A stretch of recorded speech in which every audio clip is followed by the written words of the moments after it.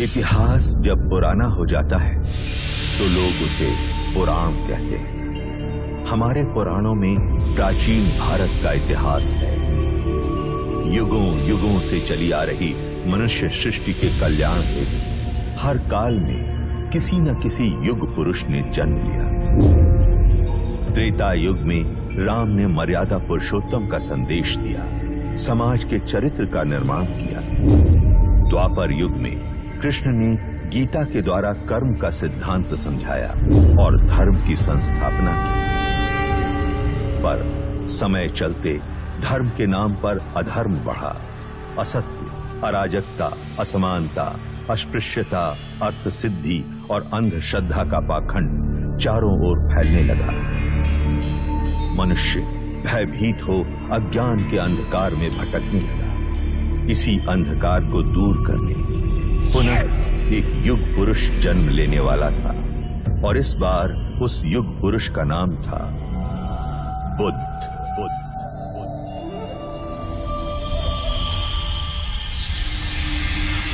महाभारत युद्ध पश्चात कई युग बीत चुके थे। उस महायुद्ध की परछाई ने भारतवर्ष को कई हिस्सों में बांट दिया था। 2500 वर्ष पूर्व उत्तर पूर्व भारत में मगध और वैशाली के समीप एक संघ राज्य था, कपिलवस्तु। उस समय कपिलवस्तु पर शाक्य कुल के पराक्रमी क्षत्रिय सूर्यवंशी राजा शुद्धोदन का शासन था।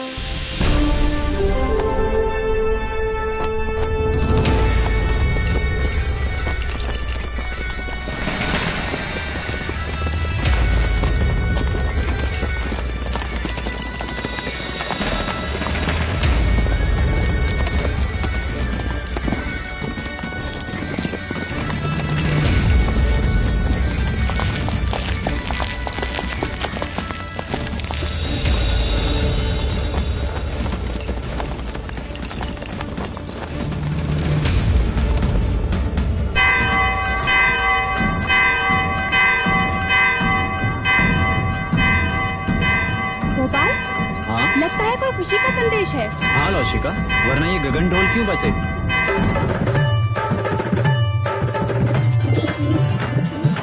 एक ओर से आए राजा, दूजी ओर से पांडव भी। युद्ध हुआ रण में घमासान, अंत में जीते जो थे वीर। वो कौन है वीर? वो महाराज शुद्धोदन।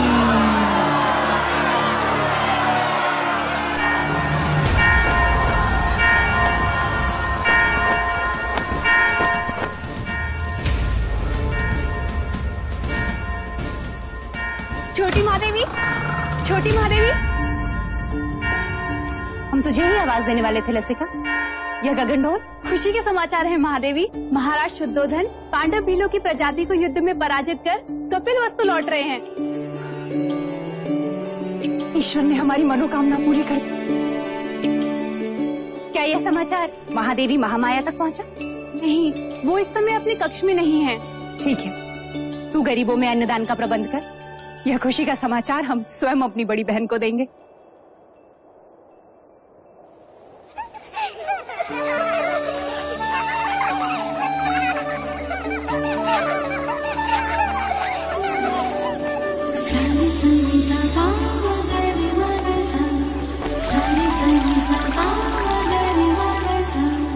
पकड़ लिया, पकड़ लिया, पकड़ लिया।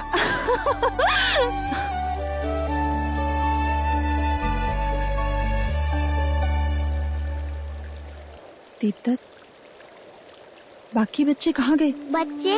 कौन से बच्चे? यहाँ मैं अकेला हूँ।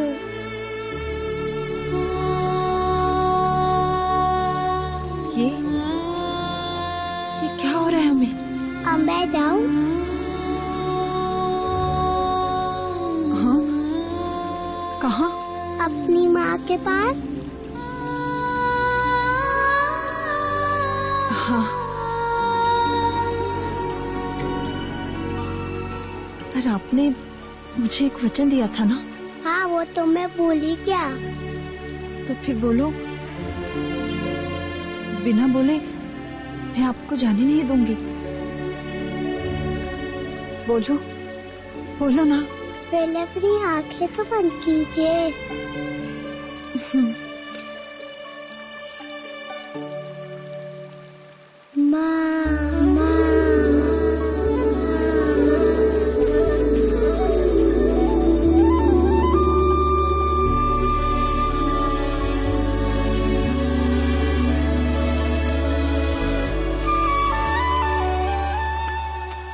दीदी, दीदी, तुमने श्रृंगार नहीं किया अभी तक?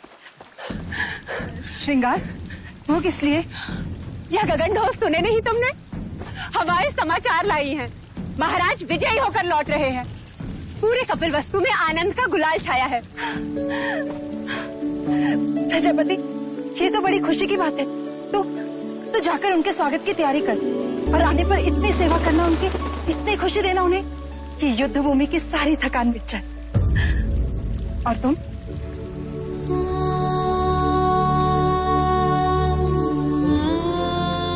खुशी के मौके पर पांच का चेहरा नहीं देखते प्रजापति।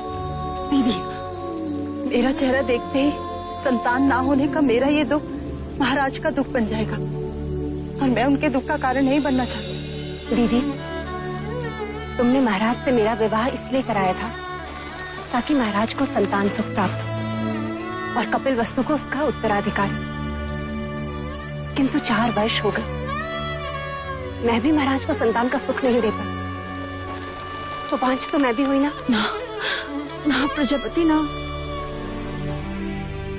मैं अपनी आशा के मुंह से अशुभ सुनना नहीं चाहती और मैं भी तुम्हें इस हाल में नहीं देखना चाहती। इस वक्त हम दोनों का कर्तव्य है कि हम मिलकर महाराज का स्वागत करें और उनकी खुशी को दोगुना कर दें। क्या चाहती हो तुम? बस इतना कि जब महाराज आए तो तुम उनका स्वागत पूरे 16 श्रृंगार के साथ करो और महाराज बस तुम्हें ही देखते रह जाएं। महाराज की, महाराज की, महाराज की, महाराज की, महाराज की, महाराज की, महाराज की, महाराज की, महाराज की, महाराज की, महाराज की, महाराज की, महाराज की, महाराज की, महाराज की, महाराज की। सारे सनी सा पा मगरि मग सा, सारे सनी सा पा मगरि मग सा।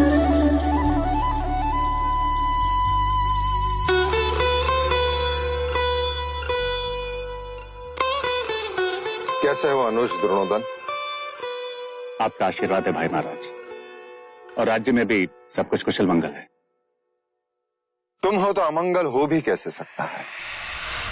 तुम ही हो जिसके कंधे पर मैं कपिल वस्तु का भार सौंपकर निस्संदेह युद्ध पर जा सकता हूं। आइए। रुकिए, हम आपको प्रवेश करने नहीं देंगे। तुम मुझे प्रवेश क्यों नहीं करने दोगे? पहले आप मेरे लिए क्या लाए हैं वो दीजिए, तभी हम आपको भीतर आने देंगे। मैं राजा होकर सबसे कर वसूल लेता हूँ और ये राजा देवदत्त मुझसे कर ले रहा है। ये रहा आपका उपहार। आप मुझसे युद्ध के बिना भीतर नहीं जा सकते।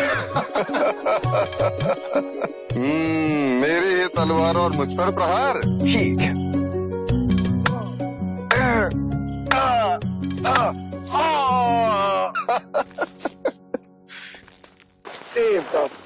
अप्रतिम।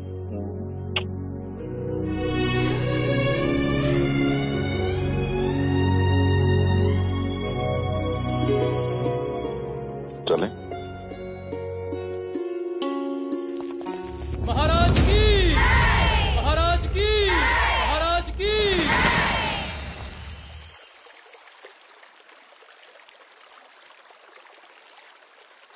बहुत पीड़ा हो रही है।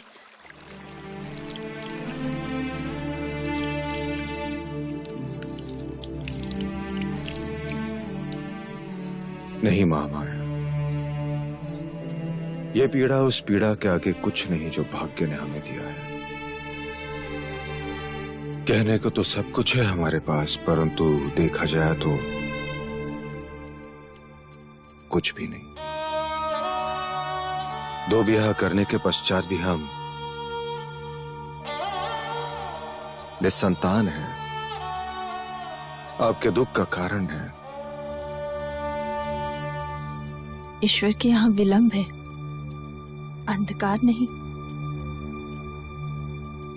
कुलगुरु वाचस्पति ने संदेशा भेजा है। शीघ्र ही ऐसा योग आएगा जब सूर्य उत्तरायण में प्रवेश करेगा, चंद्र कर्क लग्न में होगा, शुक्र मीन राशि में होगा, पुनर्वसु नक्षत्र होगा। ये वही नक्षत्र है जिस नक्षत्र में भगवान श्री राम का जन्म हुआ था। इस योग में पुत्र कामेष्टि यज्ञ करवाने से हमें हमारी प्रार्थनाओं का फल अवश्य मिलेगा देव। हम तो केवल आपकी गोद में अपने पुत्र को देखना चाहते हैं माया। हमारी गोद तो भरने से रही, किंतु देखिएगा शीघ्र ही प्रजापति की गोद अवश्य किलकारियों से भर जाएगी देव। तथास्तु।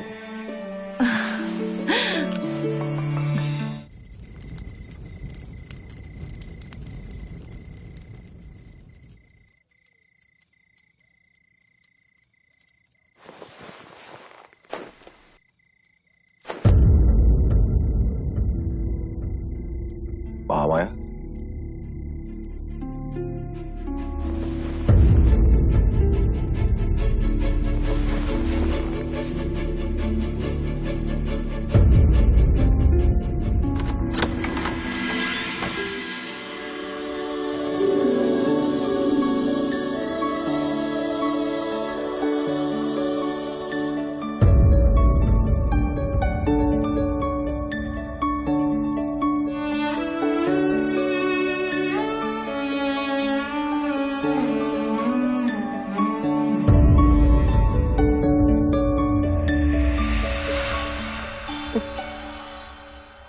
जी बहलाने को पुत्र क्या दिया, महादेवी तो उससे खिलौना समझ बैठी है।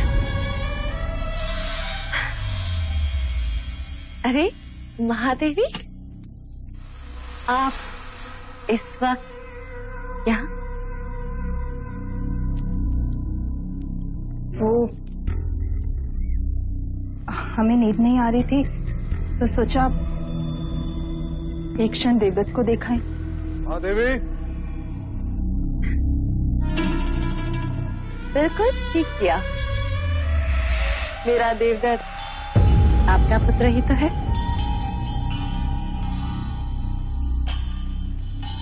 मैं तो हमेशा यही चाहती हूँ कि देवदत्त आपके समीप, आपकी ममता के आंचल में ही रहे। महादेवी, आप यहाँ क्या कर रही हैं?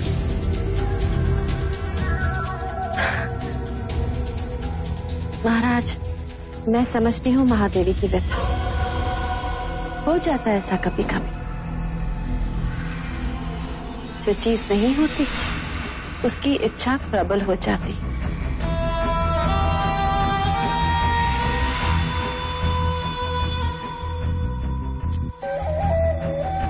वैसे महाराज, देवदत्त आप ही का पुत्र है, ले जाइए इसे।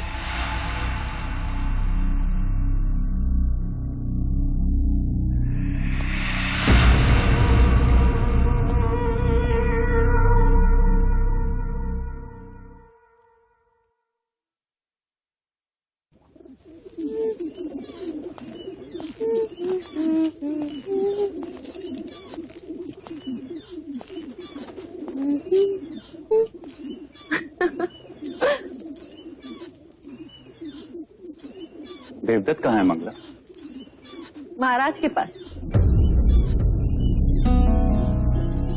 यही बात अच्छी नहीं लगती। जब भी मैं अपने पुत्र से मिलना चाहता हूँ, या तो वो महादेवी के पास होता है या फिर महाराज के पास। उस रात भी जब मैंने उसे भेजा था, आज नहीं तो कल देवदत्त को महाराज की जगह जो लेनी, युवराज जो बनना है, और फिर कपिल वस्तु का महाराज। जब जब मैं देवदत्त को महाराज के साथ सिंहासन पर बैठा देखती हूँ, मन सपने बुनने लगता है और फिर सुनाई देता है, युवराज देवदत्त की जय, युवराज देवदत्त की जय हो। मन के पंछी पकड़ना छोड़ दो मंगला। जिस दिन महादेवी माया या प्रजापति दोनों में से किसी एक को संतान हो गई तो तुम्हारी सारी इच्छाएं धरी की धरी रह जाएंगी।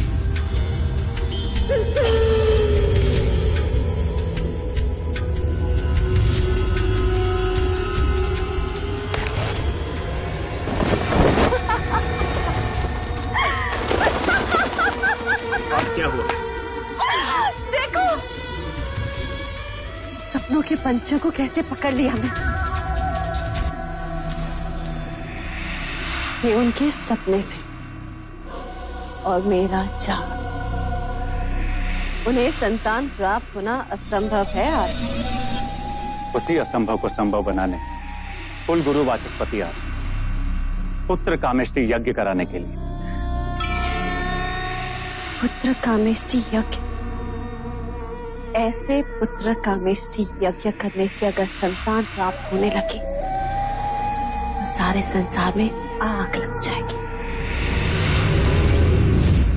सामुका जी देवी, इन पंछियों को पिंजरे में बंद कर दो।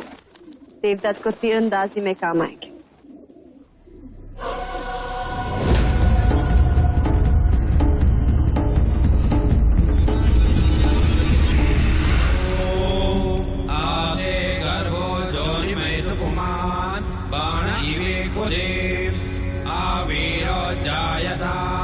पुत्रस्ते दशमास्य स्वाहा। ओम इदं अग्नये नमः। ओम इदं विष्णवे नमः। राजन, सभी देवी देवताओं और ग्रहों के बाद हम कुल देवता सूर्य देव का आवाहन करें। सूर्य देवता अपने कुल की रक्षा हेतु अपनी किरणों पर सवार होकर इस कमल को खिलाएंगे। आदिदेव नमस्तुभ्यं प्रसीद मम भास्कर। दिवाकर नमस्तुभ्यं प्रभाकर नमोस्तुते।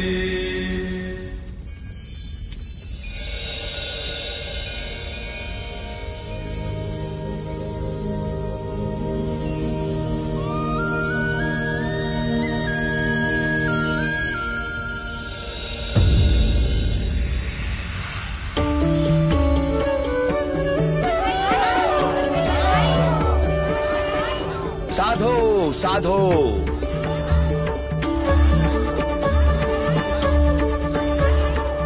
कमल के फूल का खिलना यह संकेत देता है कि आपका भाग्य खुलने वाला है राजन।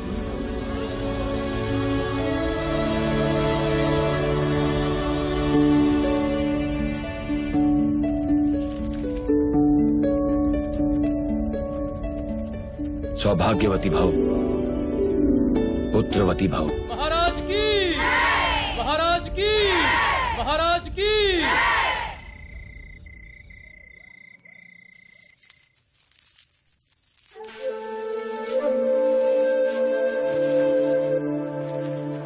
प्रजापति,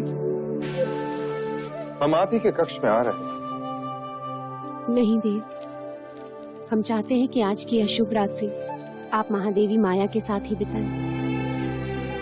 परंतु महामाया चाहती है कि आज की रात्रि हमारा मिलन हो। किंतु प्रकृति का संकेत कुछ और ही कह रहा है। हम कुछ समझे नहीं। कुछ दिन स्त्रियों को अकेले ही बिताने होते हैं देव। आप जाएं। कल का सूर्य कपिल वस्तु में नई खुशियां लाएगा। आपकी रात्रि शुभ।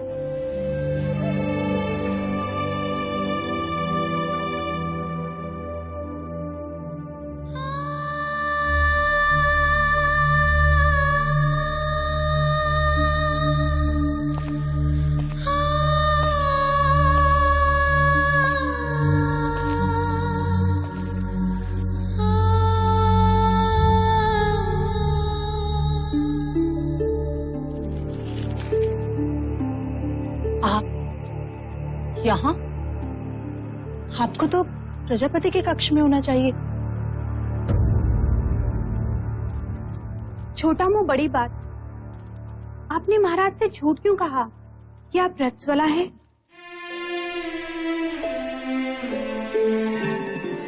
क्योंकि हम चाहते हैं कि कपिलवस्तु का उत्तराधिकारी दीदी की कोख से पैदा हो। उनकी संतान इच्छा इतनी प्रबल है, इस योग में भाग्य को भी विवश होना पड़ेगा।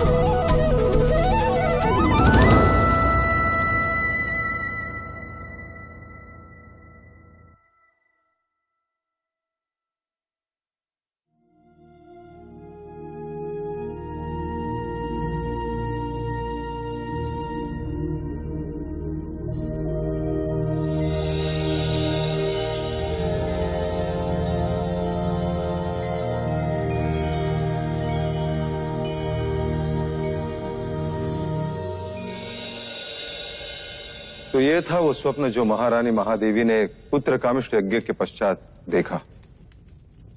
आदरणीय कुलगुरु वाचस्पति एवं समस्त ब्राह्मणगण, कृपा करके हमें ये बताएं स्वप्न का तात्पर्य क्या है?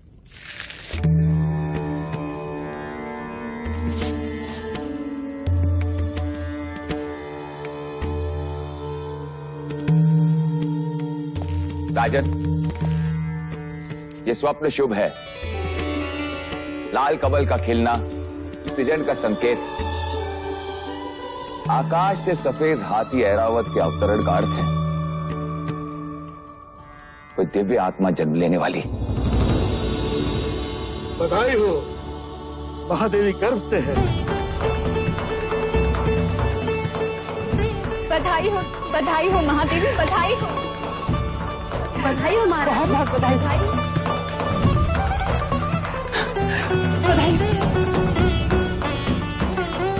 बधाई हो महादेवी।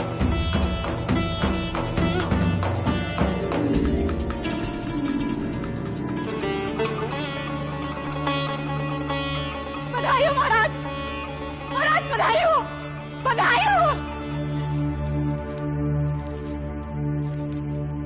बधाई हो महाराज, बधाई हो। वैद्य जी ने घोषणा कर दी है, महादेवी गर्भ से है। अब शीघ्र ही कपिलवस्तु को उसका उत्तराधिकारी मिलेगा। बधाई हो, बधाई हो।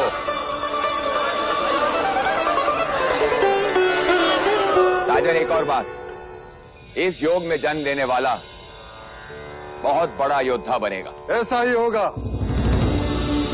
हम तो केवल राजा बने, वो राजाओं का राजा होगा, महान योद्धा होगा। चक्रवर्ती सम्राट होगा।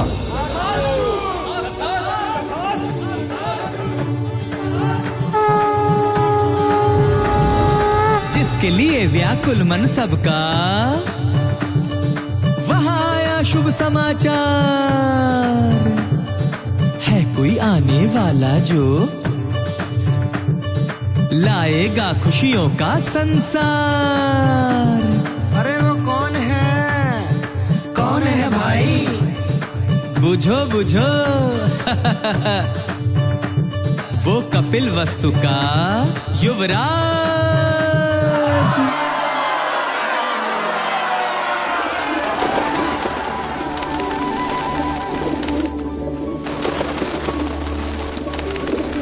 ये क्या कर रही हैं आप? इन पंछियों को क्यों उड़ा रही हैं? यह पंछी नहीं है मंगला दीदी, ये हर्ष है, उल्लास है, जिन्हें मैं व्यक्त कर रही हूँ। देखो ना, इन्हें इनके बंधन से मुक्ति मिल गई और हमें हमारे सौभाग्य से। आज मैं इतनी आनंदित हूँ, इतनी आनंदित हूँ, इतनी आनंदित हूँ कि बस व्यक्त नहीं कर सकती। वो तो मैं देख रही हूँ कि आप कितनी आनंदित हो रही हैं। जैसे संतान महादेवी माया को नहीं, आपको ही होने वाली। सच कहा मंगला दीदी, यदि संतान मुझे होने वाली होती तो यह आनंद आधा होता। महादेवी माया को हो रही है, इसलिए आनंद दुगना हो गया है। जिसका अधिकार है उसी की कोख फल रही है। मगर फिर भी इस तरह आनंद का प्रदर्शन करना अच्छा नहीं होता। वो कहते हैं ना, ईर्ष्या का विष तो हवाओं में भी होता है। न जाने कौन विघ्न करता सुन ले और न जाने किसकी अशुभ दृष्टि लग जाए। अब तो जो अशुभ दृष्टि डालेगा चेहरा उसी का काला होगा।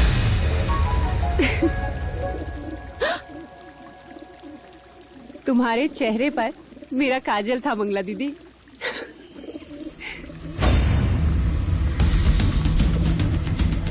मेरे तो केवल गालों पर काजल था महादेवी प्रजापति,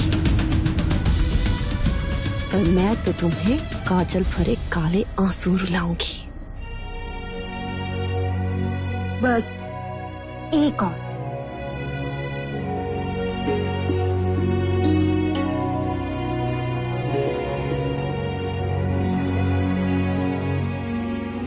तो मेरी माँ है या बहन, क्या क्या करेगी मेरे लिए? अब रिश्ता है तो करना तो होगा ही। और वैसे भी तुम सबके साथ तो युवराज का केवल एक ही रिश्ता है, पर मेरे साथ तो दो दो हैं। दो? वो कैसे? अब देखो, मैं महाराज की अर्धांगिनी हूँ, यानी युवराज की माँ हुई, और तुम्हारी बहन अर्थात युवराज की मासी भी हुई। तो हुए ना दो दो रिश्ते।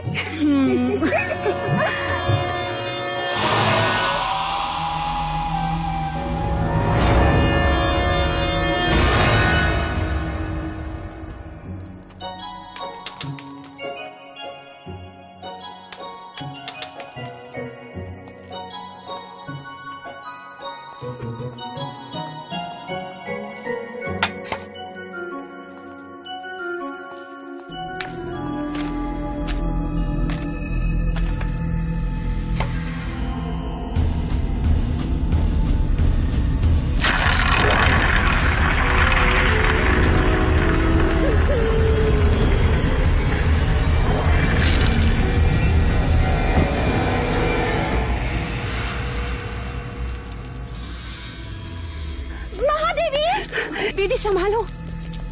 महादेवी, क्या हुआ?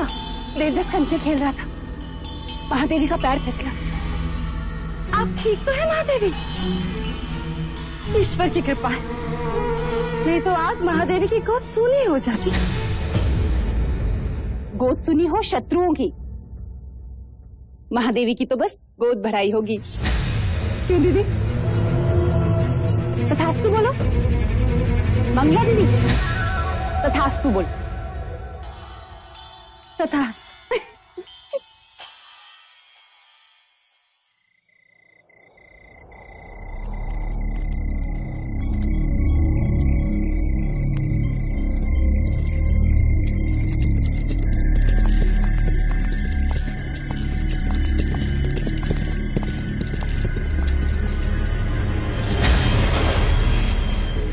अपने सेवक को बुलाया? सुना है तू लौशिका से ब्याह करना चाहता है ना? चाहने से कुछ नहीं होता मंजरे राजा, क्योंकि लौशिका के पिता तुझसे प्रति भेंट में स्वर्ण मुद्राएं मांग रहा है। जी। ये तेरे लिए है गोपाल, बस तुझे मेरे लिए एक छोटा सा कार्य करना होगा। ऐसी पतियां ढूंढनी होगी जिसके रस से मनुष्य की मृत्यु हो जाए। कब तक वैद्य हुसैन के यहाँ जड़ी बूटियां पीसता रहेगा? मैं तो कहता हूं इस बार अपने दुर्भाग्य को ही पीसता। उठा ले, उठा।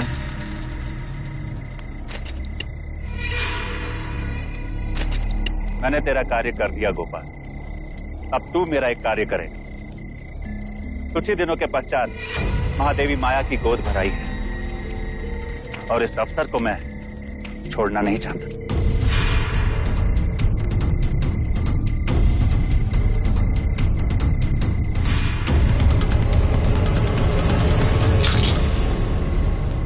बस गोद भराई के दिन मुझे इतना ही करना होगा। किसने दी तुझे ये मोहर? ये मैं नहीं बता सकता लौशिका। तू मेरा मरा मुंह देखेगा गोपाल, यदि ना बताया तो? यदि बता दिया तो तुम मेरा मरा मुंह देखी, वो जीवित नहीं छोड़ेंगे मुझे। लेकिन क्या लौशिका, कब तक तू दासी बन के रहेगी और कब तक मैं ये पत्तियां पीसता रहूंगा? महाराज को पता चल गया तो? अब वो तुझ पर निर्भर करता है लौशिका कि तू किससे ज्यादा स्नेह करती है, अपने गोपाल से या फिर कपिल वस्तु के आने वाले उत्तराधिकारी से।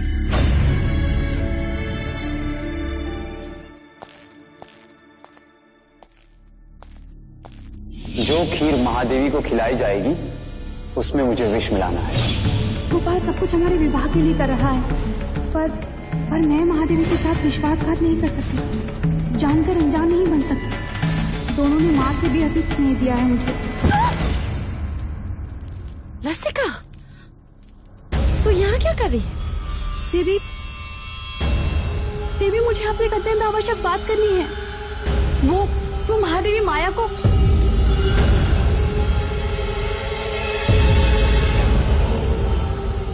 क्या कहना चाहती है?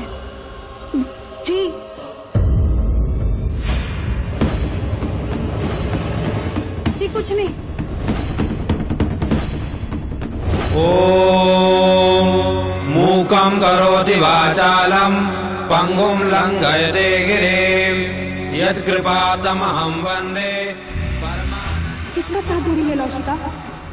क्या एक अपराधी के साथ जीवन बिता पाएगी?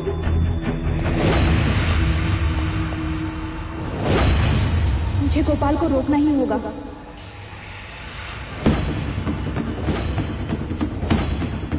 महादेव, अब तो आपको बच्चा संभालना सीखना ही होगा। ये सब आप इन्हें क्यों बता रही हैं? ये तो केवल युवराज को जन्म देंगी, पालूंगी मैं। हाँ यशोदा मैया, हाँ।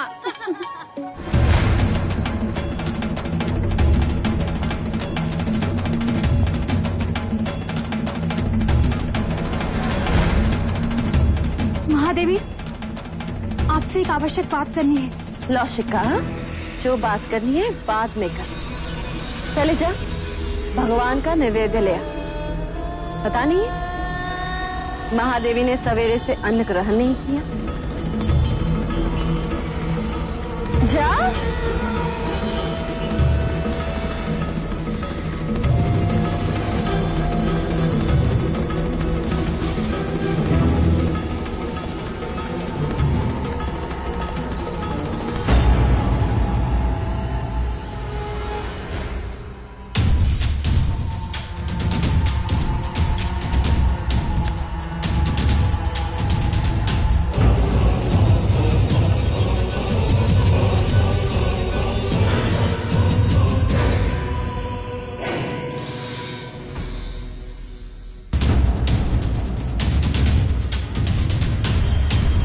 रुक जा।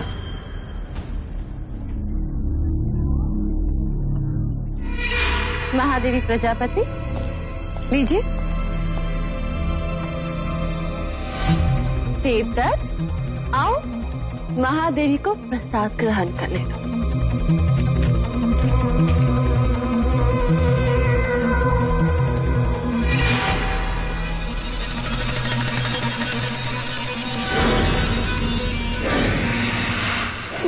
महादेवी पहले मैं खीर खाऊंगा।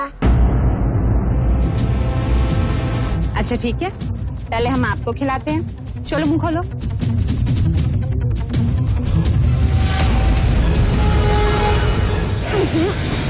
मैं तो पहले महादेवी को खिलाऊंगी। नहीं पहले मैं, नहीं पहले मैं, नहीं पहले मैं। अच्छा ठीक, मत खिलाइए।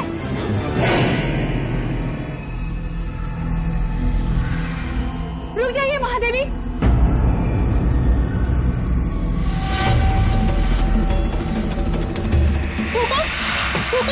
लौशिका, ये क्या कर रही हो? महादेवी, इस खीर में विष मिला है।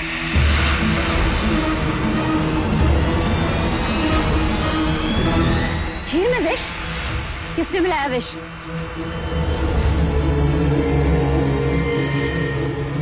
किसने मिलाया विष? हम तुमसे पूछ रहे हैं।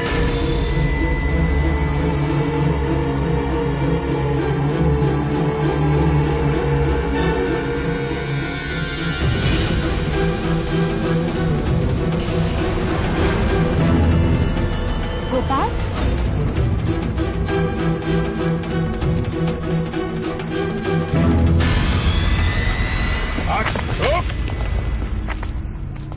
किसके कहने पे किया तुमने ये?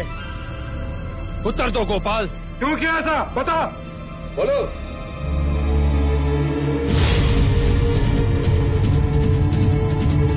तूने ऐसा क्यों किया?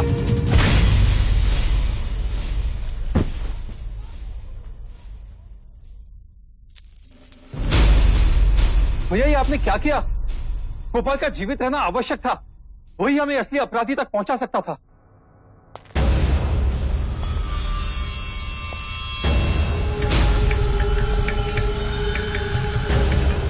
हमें क्षमा कीजिएगा महाराज, किंतु हमारे कुल पे कोई अशुभ दृष्टि डाले ऐसे व्यक्ति को हम एक क्षण भी जीवित नहीं देख सकते, एक क्षण भी नहीं।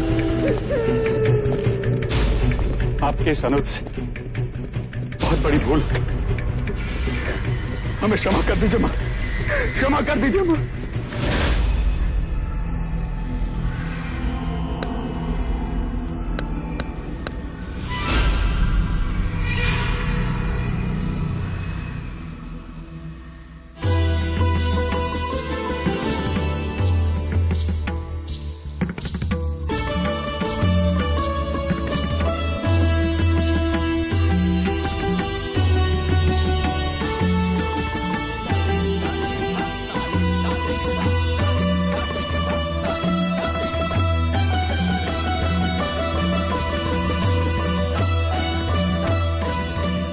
महादेवी,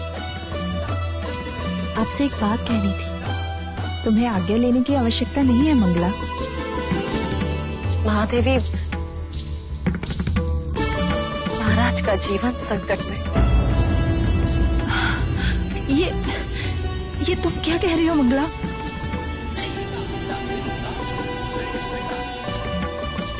एकांत,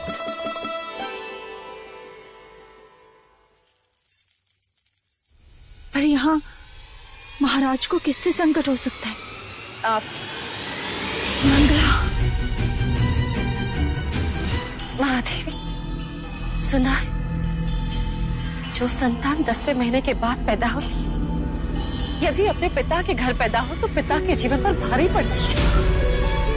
मैंने इस बात को पहले नहीं माना, परंतु ज्योतिषियों ने प्रमाण दिया तो महादेवी, वो मैं ही थी जिसने आपका हाथ पकड़कर आपको देवता जाने से रोका। आज मैं ही आपसे कह रही हूँ, आपका यहाँ रहना उचित नहीं है। आप भी तो नहीं चाहेंगे कि महाराज या राज पर कोई भी संकट आए। आखिर अपने सुहाग और संतान की रक्षा करने के लिए ही तो स्त्री का जन्म होता है।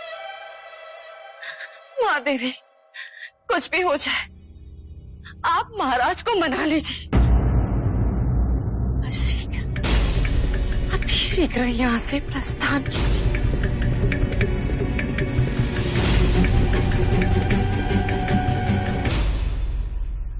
हम कल सवेरे ही देवदाह के लिए प्रस्थान करेंगे।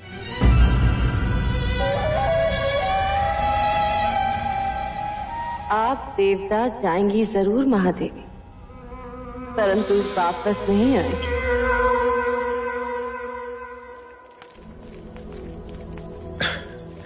किसी ने सत्य कहा है, स्त्रीहट, बालहट और राजहट के आगे किसी के नहीं चलती। और इस समय मुझ में वो तीनों हट हैं, है ना देव? अभी कहता हूं, रुक जाओ।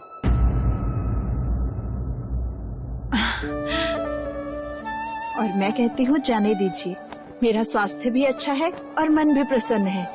इसी कारण मैं और प्रजापति माता पिता से भी मिल लेंगे। युवराज के जन्म का समाचार मिलते ही आप भी चले आना देवदा।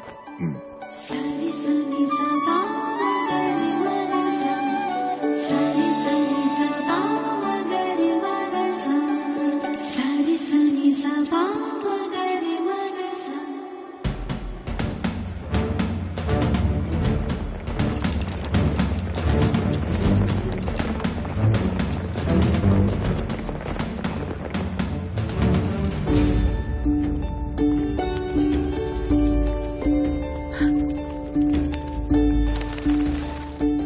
मुझे तुमने यहाँ रुकने का सुझाव दिया।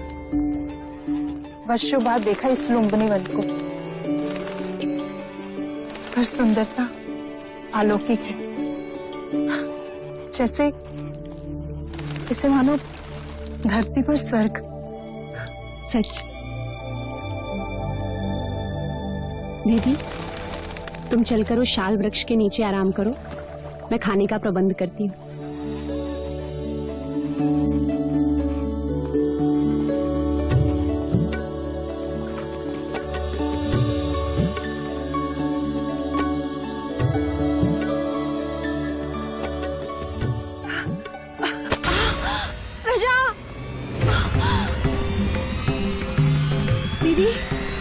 नौशिका, दाई माँ, पिंजरी, जल्दी आओ, देखो महादेवी को क्या हो रहा है।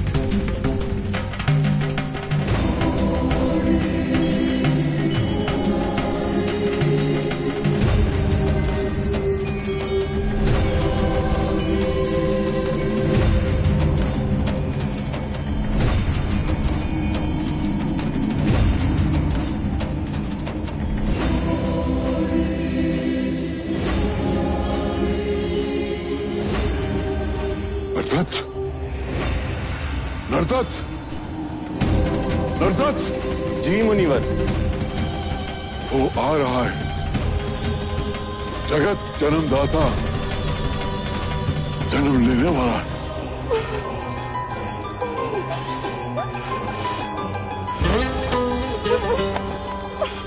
दीदी, दीदी तुम बस धीरज धरी डाल थामे रहना।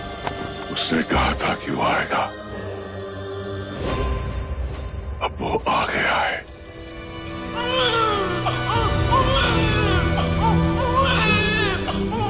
बधाई हो दीदी, बधाई हो, पुत्र हुआ है। ऐ समग्र सृष्टि, बधाई हो तुझे, जो तेरा सृजनहार तुझ पर जन्म ले रहा है। क्या देख रहे हो मुनिवर? भारतवर्ष,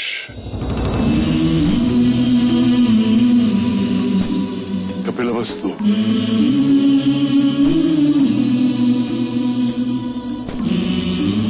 लुम्बिनी वन,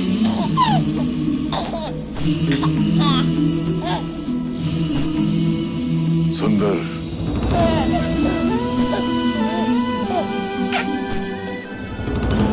मन को छू लेने वाली दिव्य आत्मा। ना सुंदर बालक हमने पहले कभी नहीं देखा। देखो तो कैसे मुस्कुरा रहा है, महाराज देखेंगे तो कितने प्रसन्न होंगे। बड़ी प्रसन्नता का अवसर है नरदत्त, जो मैं उस काल में जीवित हूँ जिस काल में एक महान युग पुरुष ने जन्म लिया है। अब तू ही बता, तेरी इस लीला को मैं किस नाम से पुकारूं? अब तुम ही कहो दीदी। युवराज को क्या कह के पुकारे?